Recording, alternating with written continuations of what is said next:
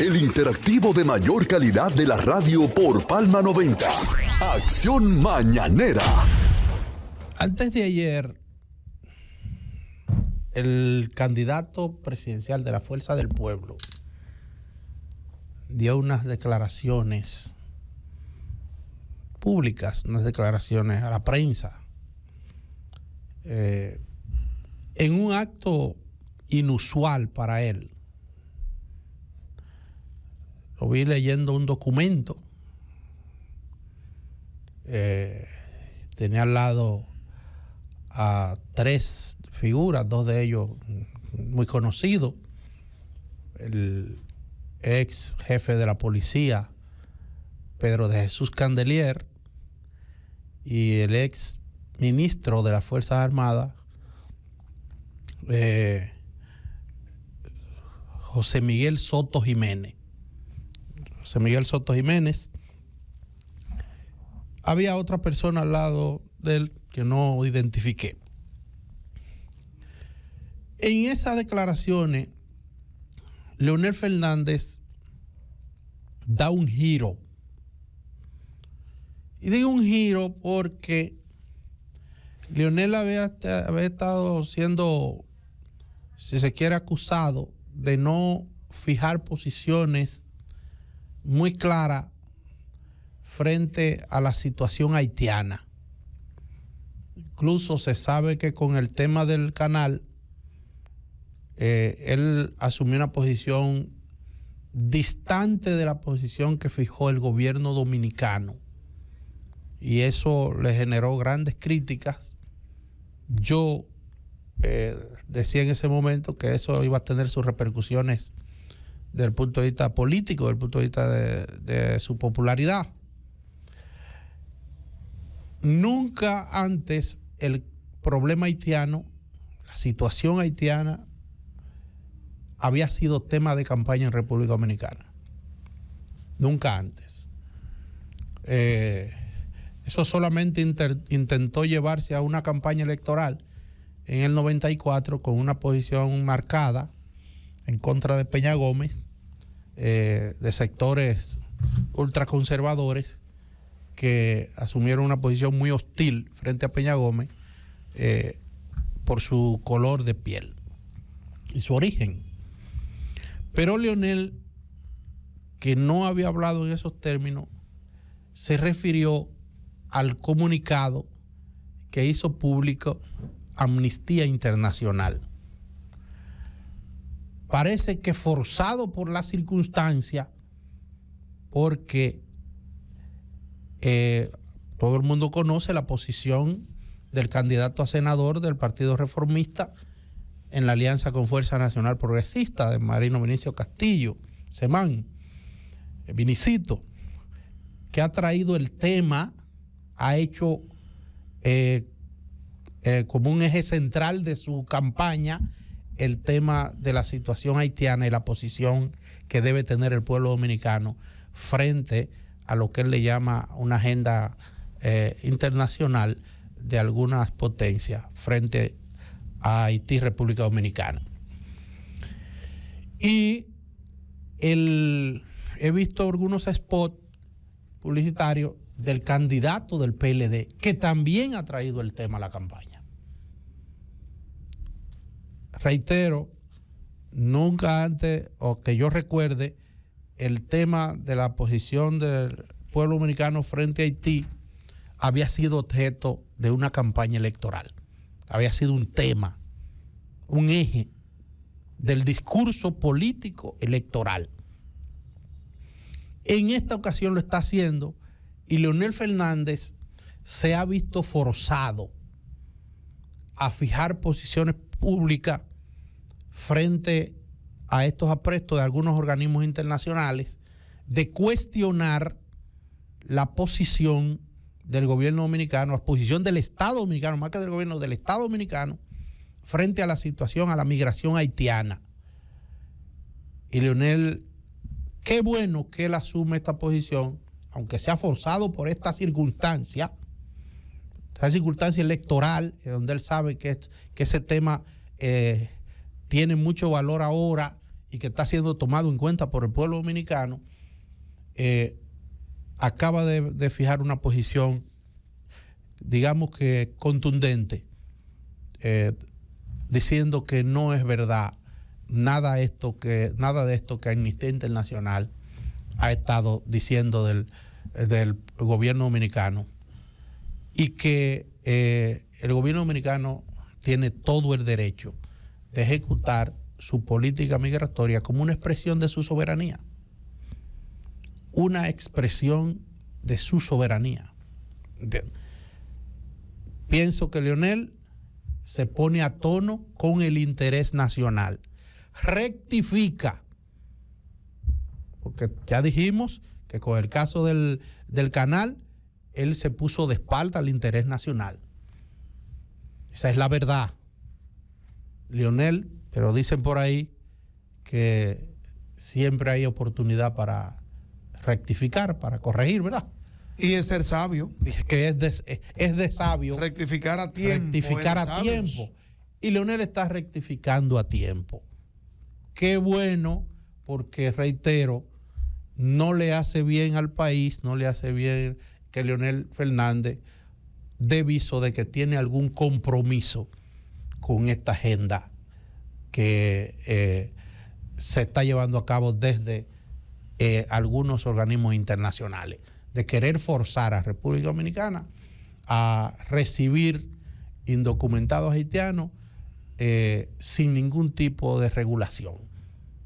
Y no es verdad que eso va a suceder, porque el gobierno, el presidente de la República, ha sido muy reiterativo. Ni vamos a acoger a los haitianos en condiciones de refugiados, ni vamos a dejar de deportar a los indocumentados haitianos a su país. Y eso, el presidente en esa parte ha sido coherente, reiterativo y responsable. Muy responsable ha sido el presidente en ese sentido. De manera que, enhorabuena, que el doctor Leonel Fernández decide ubicarse del lado del interés nacional, porque la idea que había vendido era que no era así, que él se había puesto de espalda. Sí, Garavito, ¿tú sabes lo que ocurre? Que la oposición tiene también su táctica. Traer el tema haitiano en el momento de elecciones pueden distraer al gobierno. Y distraer al gobierno en momentos que tiene que tomar actitudes, tomar asuntos que deben proteger la frontera nuestra. Y hay que recordar qué decisiones tomó el presidente de la República cuando cerró por completo cielo, aire y mar la frontera, y luego entonces, más adelante, de manera gradual, la abrió. Fueron decisiones que todo el mundo le aplaudió, y ya vemos cómo nos hemos protegido de las situaciones que están pasando en Haití. Entonces, temas como este, en plena campaña electoral, puede ser que sean temas para distraer al gobierno. Y es por esto que yo creo que no son los momentos propicios. Pero el gobierno no se va a distraer. Es lo que te estoy diciendo. Lo que pasa es que la oposición se ha dado cuenta que el gobierno ha quedado muy bien por la actitud tomada, por la posición que ha fijado frente al problema haitiano. Y ellos, fundamentalmente Leonel Fernández, está quedando muy mal, pero por tener posiciones dubitativas frente a ese problema. Leonel es un tipo muy sabio y demostró su sabiduría cuando hizo su rectificación de cara a lo que había planteado anteriormente. Y pienso que además debió haber recordado en aquel momento, cuando la inauguración de la universidad, que a raíz de el terremoto del año 2010, él decidió donar en nombre del Estado Dominicano al vecino país de Haití la construcción de una universidad que llevaría inclusive el nombre del profesor Juan Bosch, y que hubo problema con eso, donde Guy Philippe se presentó con la idea de matarlo. que hubo que sacarlo de ahí, como se dice en el argot popular campesino, en parihuela, En bola de humo. corriendo. Por atrás. Sí, y Recuerde eso. yo creo que eso debe haberlo marcado, porque eso pudo haberse ejecutado partiendo del punto de vista de que en Haití no hay piedad para matar a presidentes. Lo han demostrado en el tiempo y el espacio. Y el último caso fue Jovenel Moïse, que penetraron a su propia residencia, a su cama, a su habitación, y lo mataron allí. Eso indica que esa gente no respetan a nadie, no tienen que ver con nadie. Entonces, el presidente Fernández posiblemente hizo una remembranza de esa situación que ocurrió allí, que puso en peligro su vida y, por vía de consecuencia, la vida de la gente que le acompañaba. Pienso que lo ha hecho a tiempo y que aquí lo que hay que tener, obviamente, enfilar los cañones en una misma dirección, y es en la dirección de lo que ha planteado el presidente de la República en nombre del Estado Dominicano, que es proteger la soberanía nacional, proteger la patria, proteger nuestro territorio, y aquel que tenga las condiciones que la ley exige para ser regularizado, o que esté regular, que vive en el país, no hay problema, pero el que no está regular tiene problema. El que intenta entrar sin ningún permiso, sin visa, sin un contrato de trabajo que sea legal, entonces no permitirle su entrada y tener una raya, ¿verdad? Usted allá, yo aquí, respete mis leyes migratorias y respeto las suyas. Eso debe ser así. No, que es un ejercicio de la soberanía. De democracia, de soberanía, de democracia. Soberanía estatal. ¿Me entiendes? Los países se reservan el derecho de recibir a quien ellos entiendan en su territorio. Ese es un derecho que tienen. ¿Entiendes? Y eso está dentro de su marco jurídico, dentro de su ordenamiento legal. De manera que, reitero, qué bueno que el expresidente Leonel Fernández ha decidido rectificar a tiempo. Podemos decir que es sabio, porque él ha perdido mucho terreno electoral, no solo por eso, pero esos son uno de los elementos que han puesto a Leonel en una posición difícil. Así. Miren, yo decía... Creo que hay una pausa, ¿verdad?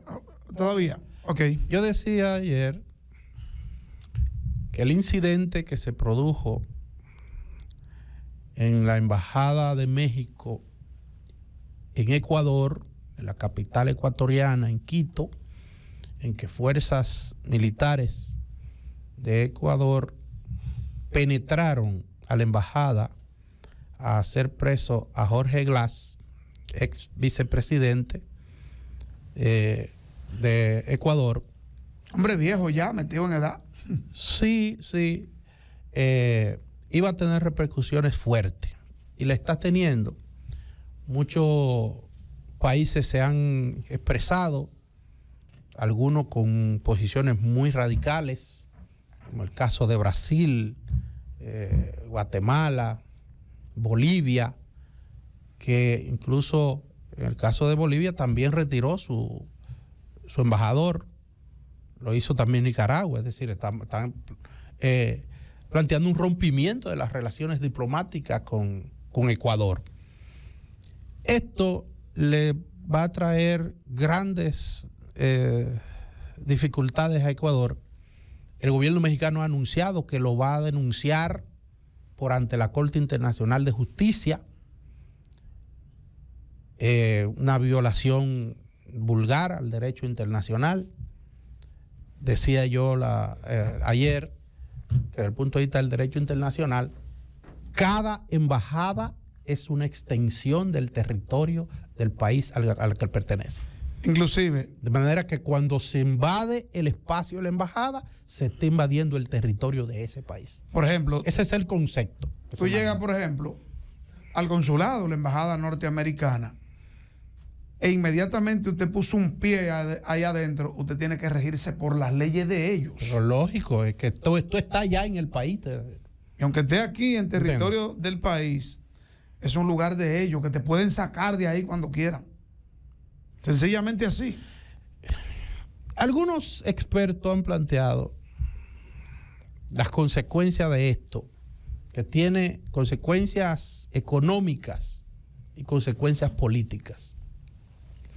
Si la Corte condena a Ecuador, como parece ser que va a suceder,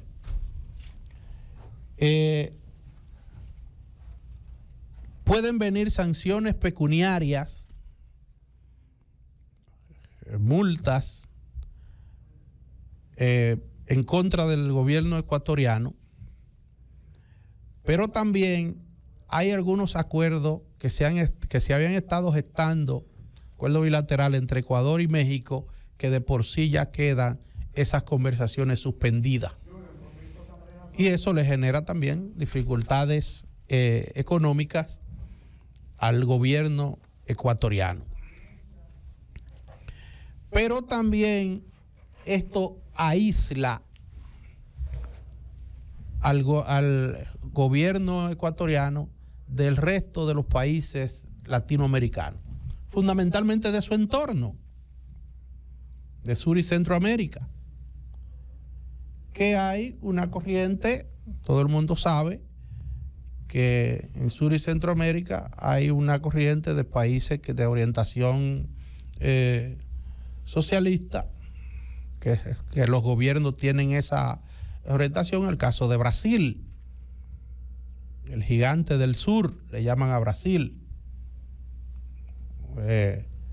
un país con 225 millones de gente, la séptima economía del mundo, ¿verdad?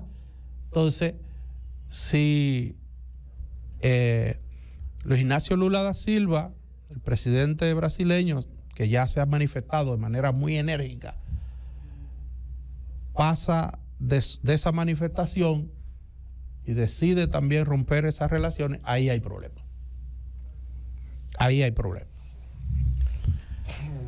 De por sí también México es un país estratégico, una de las economías más grandes del mundo también, y que ha sido el país agredido. Bueno, entonces también Ecuador puede tener problemas. Parece ser que el presidente no midió, el presidente ecuatoriano, porque yo digo que no es verdad que eso es un error. Es que es una locura. No es un error, que eso se dio por error. Esas cosas, no es verdad que eso va a suceder sin que el presidente lo sepa. Y todo indica que él y sus más cercanos colaboradores no midieron las consecuencias de esa acción. Y ahora está en este problema. Bien. Un país como Ecuador, que desde ya está en una situación difícil, que es prácticamente un país tomado por el crimen organizado, un país que ya asesinaron a un candidato presidencial, que ya asesinaron a una alcaldesa. Fíjese bien, situaciones como esta no debieran suceder nunca, pero suceden, y qué pena que el gobierno ecuatoriano no haya podido medir las consecuencias de esto, que puede repercutir muy negativamente en el presente, Garavito, y en el futuro inmediato. Garavito, que Jorge Glass tiene como 2 condenas. Tiene una condena creo de 8 años. Luego fue el caso de bienes del terremoto. Ya él le habían aprobado el asilo en esa embajada. Escucha. Que ya el asunto pasó de ser de justicia ordinaria, ahí voy, un tema político. Ahí voy.